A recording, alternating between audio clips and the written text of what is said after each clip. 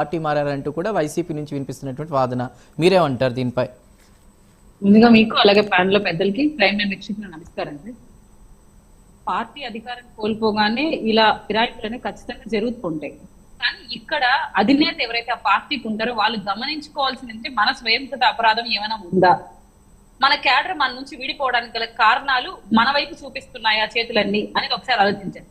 ఈ రోజు మేము అధికారంలోకి వచ్చాం కాబట్టి వీళ్ళు వెళ్ళిపోతున్నారు అనేది పక్కన పెడితే, గతంలో కూడా జగన్మోహన్ రెడ్డి గారి మీద ఉన్న ఒకే ఒక్క ఆరోపణ మనం అందరం వినేది, క్యాడర్ మొత్తం చెప్పేది ఏంటంటే జగన్మోహన్ రెడ్డి గారి అపాయింట్మెంట్లు పొలిటీషియన్స్ కి తప్ప ఎవరైతే పెయిడ్ బ్యాచ్ ఉంటారో, ఇతర రాష్ట్రాల నుంచి వచ్చి ఇక్కడ పెయిడ్ ప్రమోషన్స్ చేస్తూ ఉంటారో వాళ్ళకే ఉంటుంది, వాళ్ళ కన్సందల్లోనే పార్టీ నడుస్తుంది, వాళ్ళకి దిశానిర్దేశం చేసి సజ్జల గారు.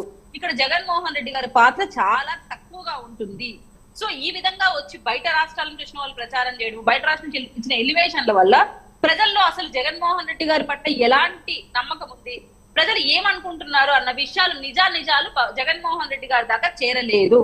చేర్చే ఒకే ఒక సోర్స్ ఏంటి, ఎమ్మెల్యే గారు, ఎంపీలు, లేదు గ్రౌండ్ లెవెల్లో ఉన్న క్యాడర్. వీళ్ళకి అపాయింట్మెంట్ దొరక వీళ్ళని కలిసే అవకాశం జగన్మోహన్ రెడ్డి గారు ఇవ్వకుండా కేవలం పెయిడ్ ప్రమోషన్ చేసే ఆర్జీవికి, లేదు ఆ శ్యామల గారికి, ఇట్లాంటి వాళ్ళని, మీరు ఆలీ గారిని, ఇట్లాంటి వాళ్ళని ఎక్కువగా ఎలివేట్ చేయడం వల్ల అసలు వాస్తవాలు వాళ్ళకే తెలియదు. రాష్ట్రంలో ఏం జరుగుతోంది, ప్రజల్లో ఎంత లెక్కన తిరుగుబాటు ఉంటుంది, ఇంత సంక్షేమం మనం ఇస్తూ ఉన్నా ఎందుకు ప్రజల్లో ఇంత స్థాయిలో వ్యతిరేకత పెరిగింది. సో దీనికి గల కారణాలు అన్వేషించే థింకింగ్ ఎప్పుడు జగన్మోహన్ రెడ్డి గారు చేయలేదు. ఏ రోజు ఎమ్మెల్యేలకు కానీ అక్కడున్న సదరు శాఖకు కానీ ఇంపార్టెన్స్ ఇవ్వలేదు. ఒక రబ్బర్ స్టాంపుల్ లాగా.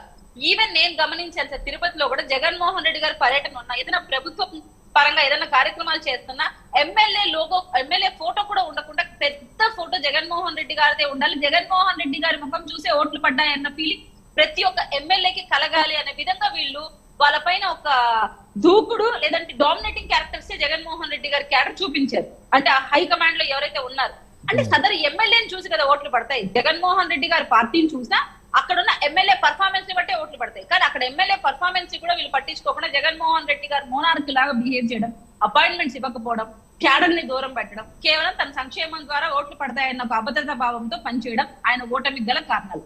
ఇప్పుడన్నా ఓడిపోయిన తర్వాత అన్నా క్యాడర్ తో మమేకమై మాట్లాడే ప్రయత్నం చేసి తప్పులు ఎక్కడ జరిగాయి వాటిని సవరించుకునే ప్రయత్నాలు ఏమున్నాయని అన్వేషిస్తారేమో అంటే అది కూడా ఇప్పుడు లేదు.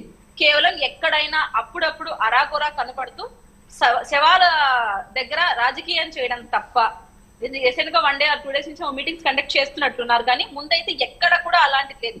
యాక్చువల్ ఆయన ప్రజల్లోకి వస్తానని చెప్పి జనవరి చెప్పారు. ఇప్పుడు దగ్గర మనం చూస్తే మా మే వచ్చింది, ఇంతవరకు కూడా ఆయన ప్రజల్లోకి రాలేదు. అంటే జగన్మోహన్ రెడ్డి గారు కేవలం తనని తను నమ్ముకుంటున్నాడు తప్ప ప్రజల్లో తన పైన నమ్మకాన్ని నిలబెట్టుకుందామనే ప్రయత్నం అయితే జగన్మోహన్ రెడ్డి గారు చేయడానికి సంసిద్ధంగా లేరు. ఆయన పక్కనున్న వాళ్ళు కూడా ఆయన హీరోని ఎలివేట్ చేస్తూ సింహం సింగిల్ గా వచ్చిన గెలుస్తుందన్న ఎలివేషన్లు చెప్పారు తప్ప నిజాలు ఆయన చూపించాలనుకోలేదు. ఈ రోజు జాకియా గారు పక్కన పెడితే ఇట్లాంటి వాళ్ళు ఎంతమంది వెళ్ళిపోయారు.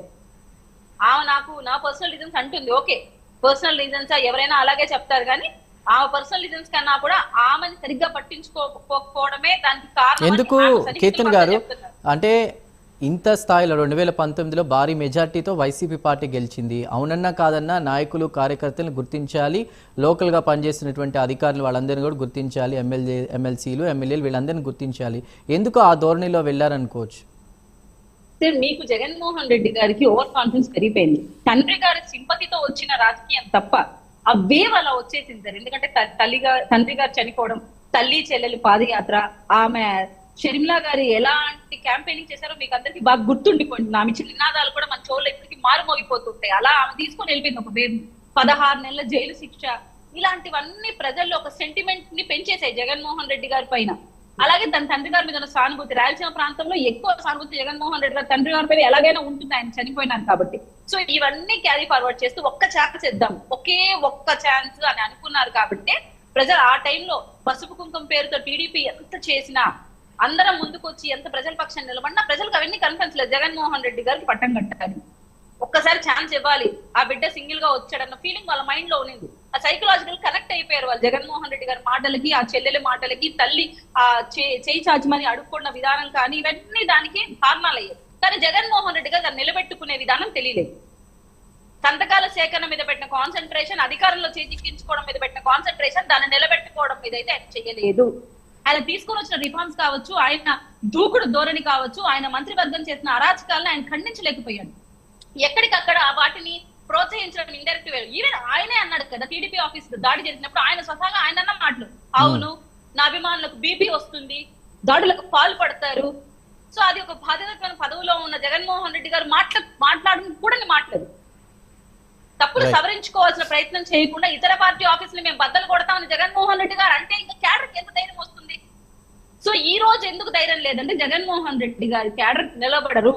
ఈ రోజు మీరు చూస్తే రజనీ గారి మ్యాటర్ లో ఎక్కడైనా ఆవిడ కోసం కన్నా కూడా ఆవిడ ఫ్యామిలీ కోసం ఫైట్ చేసుకుంటే ఆవిడ కోసం ఫైట్ చేస్తున్నారు తప్ప ఈరోజు బలైపోతుంది ఎవరు? వాళ్ళ కింద స్థాయిలో ఉన్న వ్యక్తులు బలైపోతున్నారు, వాళ్ళ పైన కేసులు పడుతున్నాయి. ఎందుకంటే వీళ్ళు చేసిన స్కాముల్లోనో వీళ్ళు తప్పుల్లోనో ఇండైరెక్ట్ వేలో వాళ్ళు ఇన్వాల్వ్ అయి ఉన్నారు.